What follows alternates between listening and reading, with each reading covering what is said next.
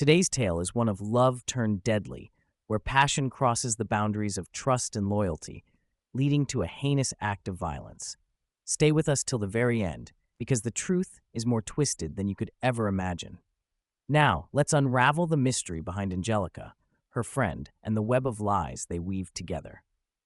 Angelica Morrison is a woman of elegance, residing in a luxurious home in a posh countryside village in the UK. At 35, she's as beautiful as she is wealthy, with every comfort life could offer. She lives alone in a sprawling estate, surrounded by perfectly manicured gardens, high walls, and the sweet scent of roses. Yet, despite her material riches, there's something missing in her life: passion. Her friend, Holly Turner, lives a more modest life. Holly is a kind-hearted woman in her late 30s, married to a quiet but handsome man named Daniel. They live in a quaint house, far from the luxury that Angelica enjoys, but Holly's life seems full. She has a loving husband, a decent job, and a circle of friends who adore her. Angelica, however, secretly envies her friend, not for her house or money, but for her relationship with Daniel. From the very first time Angelica met Daniel, she was captivated by him. His brooding silence, his strength, and the way he looked at Holly with such tenderness, it all made Angelica crave him in ways she hadn't craved anyone before. At first, it was innocent. Angelica brushed off her attraction, thinking it would fade, but as time went on, the desire only grew stronger. The affair begins subtly, with stolen glances at dinner parties and innocent touches that linger a second too long. Angelica starts inviting Holly and Daniel over more often, and it doesn't take long for her to find ways to get Daniel alone. One evening, after Holly excuses herself to the bathroom, Angelica and Daniel are left alone in her dimly lit living room. They exchange a charged look, one that speaks louder than words. Angelica leans in, whispering something into Daniel's ear, her breath warm against his neck. Daniel, who has been fighting his own feelings for her, finally gives in. They share a kiss that sets in motion a dangerous chain of events. From that moment on, they can't stop. Whenever Holly isn't looking, they steal moments together: texts, secret meetings, heated embraces in the shadows. Daniel is falling deeper for Angelica, torn between his loyalty to his wife and his burning desire for her best friend. Angelica, on the other hand, is ready to do whatever it takes to make Daniel hers, forever. As their affair intensifies, Angelica begins to resent Holly even more. Every time she sees her friend, it's a painful reminder that Daniel still belongs to someone else. Her envy transforms into something darker, more dangerous. One night, Angelica proposes a chilling idea to Daniel during one of their secret meetings. "What if Holly weren't in the picture anymore?" she says, her voice dripping with sinister intent. At first, Daniel is horrified. The thought of harming his wife is unthinkable. But Angelica, ever the manipulator, slowly convinces him that it's the only way they can be together. She paints a picture of their future, just the two of them, living in her mansion, free from the lies and deceit. Daniel, blinded by his obsession with Angelica, begins to entertain the idea. His love for Holly has already been poisoned by guilt, and he rationalizes the plan in his mind. If Holly were gone, they could be happy. He convinces himself it's for the best. The plan is simple but brutal. One cold autumn evening, Holly returns home from work, unaware that this night will be her last. Daniel is waiting for her, a grim expression on his face. He has everything prepared: the story, the alibi, the perfect crime. Angelica, watching from afar, feels a sick thrill knowing what's about to happen. As Holly enters their small home, Daniel approaches her with an eerie calm. He tells her there's something they need to discuss, leading her into the kitchen. Holly senses something is wrong. His tone is too cold, too distant, but before she can react, Daniel grabs a kitchen knife. The struggle is short. Holly's last moments are filled with shock and betrayal as her husband ends her life in cold blood. After the murder, Daniel is numb. He cleans up the scene as meticulously as they had planned, making it look like a burglary gone wrong. He leaves the house, joining Angelica at her estate, where they celebrate their freedom with a toast to their future. Days pass, and the police begin investigating Holly's death. On the surface, it looks like a simple case of home invasion, but something about the scene feels off to the detectives. Daniel, though outwardly calm, begins to crack under the weight of his guilt. He starts drinking more heavily, haunted by Holly's last words and the image of her lifeless body. Angelica, on the other hand, is as composed as ever, but she starts to grow impatient with Daniel's increasing instability. She tries to keep him focused on their future, but Daniel can't escape the gnawing feeling that someone will uncover the truth. One night, during a heated argument, Daniel breaks down. He accuses Angelica of manipulating him, forcing him to kill the only person who truly loved him. Angelica, realizing Daniel is becoming a liability, begins to consider another way out, one that doesn't involve Daniel at all. Fearing that Daniel will confess to the police, Angelica devises a new plan. She begins to drop subtle hints to the detectives, planting seeds of doubt in their minds about Daniel's involvement in Holly's death. She spins a web of lies, carefully positioning herself as the grieving friend who suspected all along that something wasn't right with Daniel. The police, already suspicious of Daniel's erratic behavior, start to believe Angelica's story. They bring Daniel in for questioning, and under the pressure, he cracks, confessing everything. But what Daniel doesn't know is that Angelica has erased all traces of her involvement, making it look like he acted alone. In the end, Daniel is arrested for Holly's murder, while Angelica walks away free, her reputation untarnished, her wealth intact, and no one the wiser to her deadly role in the entire affair.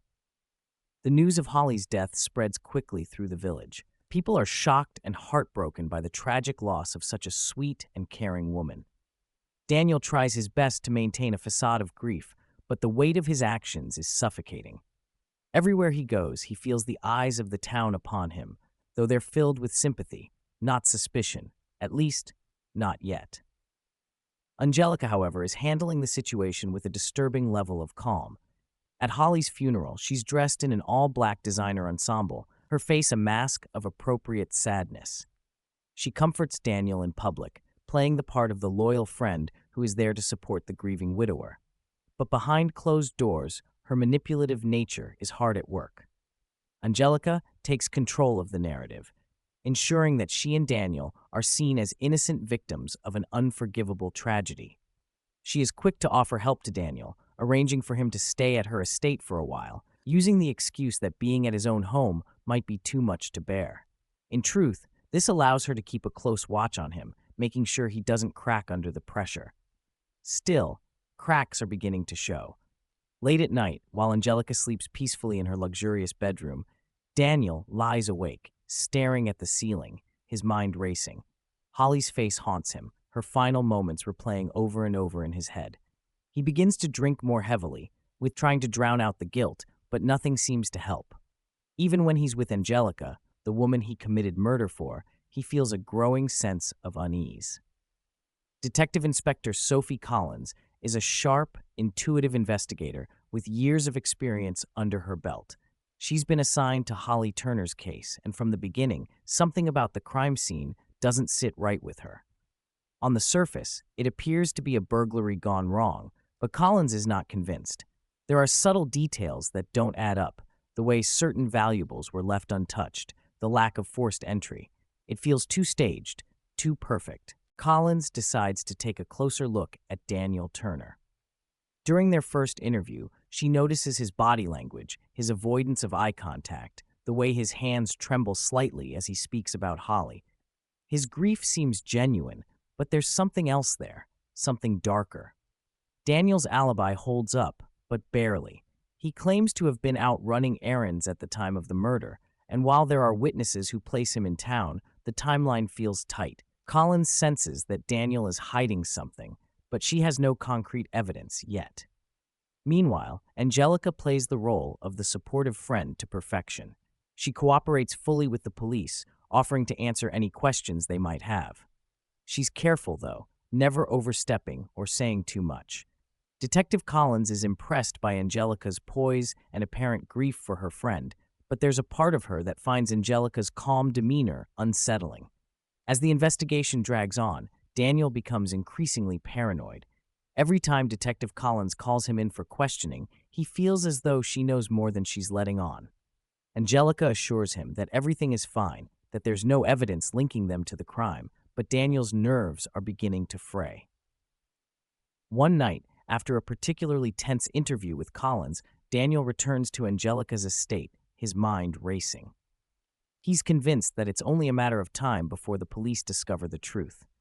Angelica, ever the puppet master, tries to calm him down. She reminds him of their plan, how carefully they executed every detail. "You have nothing to worry about," she whispers, her voice like silk. But Daniel isn't so sure. His guilt is manifesting in strange ways. He starts seeing Holly in his dreams, her pale face, the blood, the accusing look in her eyes. The nightmares are so vivid that he wakes up drenched in sweat, gasping for air. Angelica notices his growing instability and begins to worry.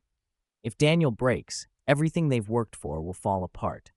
In a desperate attempt to control the situation, Angelica suggests they take a vacation. "We need to get away," she says, her eyes glittering with a dangerous kind of excitement. "It'll give us time to think, to relax." She proposes a trip to the south of France, far away from the prying eyes of the police. Angelica and Daniel leave the UK, hoping that some time away from the investigation will ease Daniel's growing paranoia. They settle into a luxurious villa overlooking the French Riviera, a place where they can blend in with other wealthy vacationers.